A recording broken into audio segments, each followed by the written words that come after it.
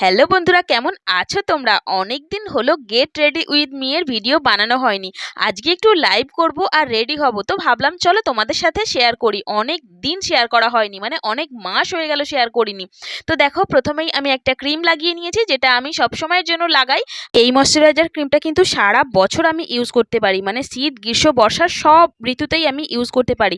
তারপরে দেখো, আমার একটা ফেভারিট কালারের লিপস্টিক লাগিয়ে নিয়েছি, তারপরে একটা ছোট্ট টিপ পরে নিয়েছি, আর এই যে দেখো ম্যাচিং ম্যাচিং কানেরগুলো দেখতে পাচ্ছ কত সুন্দর, 30 টাকা করে দাম। কেমন হয়েছে বলবে তোমরা কমেন্ট করে।